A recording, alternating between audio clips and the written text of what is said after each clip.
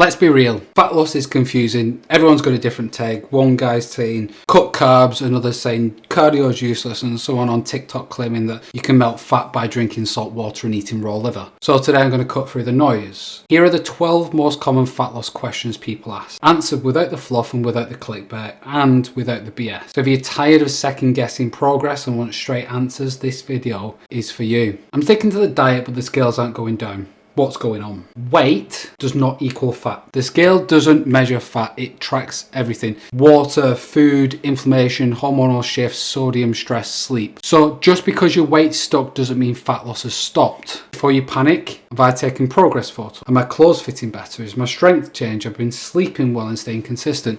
And how's your digestion? Did you have a salty meal last night or higher carbs? Because both hold more water. If the scale hasn't moved for 2 to 3 weeks and nothing else has changed, you can think about lowering calories or increasing output. But don't base it on emotion, base it on logic. Number 2, should I do cardio?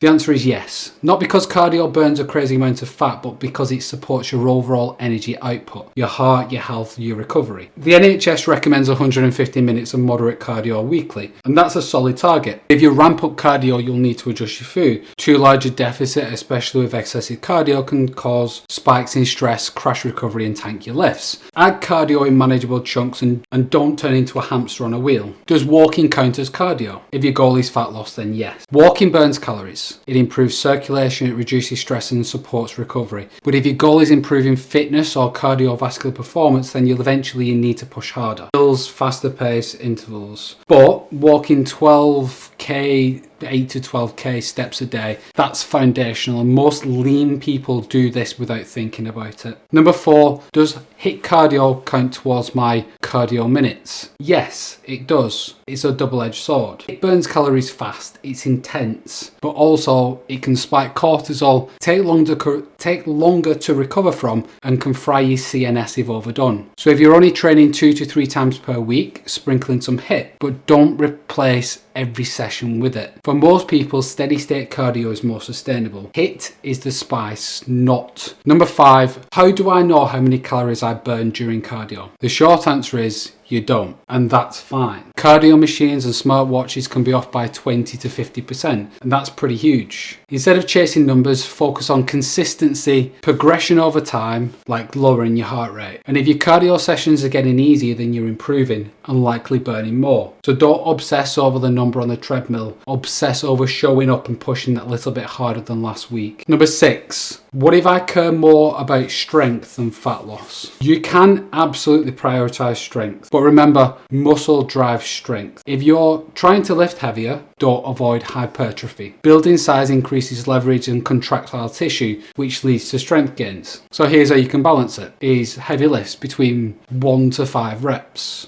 Muscle, moderate reps between 5 and 30. Combine both in your training. You want to maintain strength, not chase PRs. Eating at maintenance or surplus, just without getting injured. Number 7, I want to grow my arms / glutes / legs. Can I? The answer is yes. Specialization training. If you've got lagging muscle groups, train it more frequently, so 2 to 3 times a week, with more intent, like better execution and not just more junk volume, and with more recovery. Don't hammer it daily. If you want to train glutes, add it more onto the back of a leg day or a back day. Train arms on a push day and a pull day, and add a second calf session. Muscles grow from effective reps, not random sets. 8, should women train differently than men? The answer is no. The physiology is the same. Women benefit from progressive overload, just like men. The main difference is women can often recover faster and handle higher reps and volume per session. But don't be afraid of heavy weights. You won't bulk up. You don't have testosterone. Lift hard, build muscle, be strong. The lean, athletic look comes from strength, not a tiny pink dumbbell. Question 9. What if I don't have access to specific equipment? That doesn't matter. Training is about movement patterns, not machines. You've not got a hack squat or a leg press, use a goblet squat, use split squats, use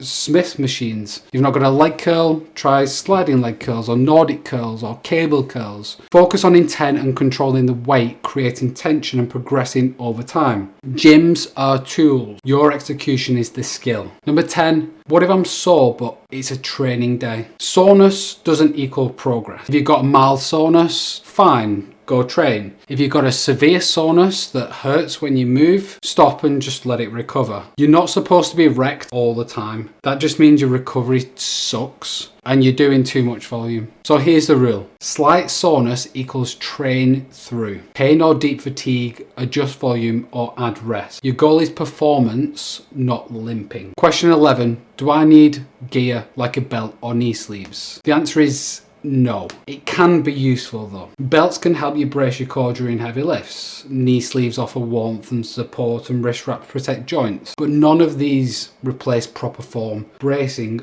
or mobility.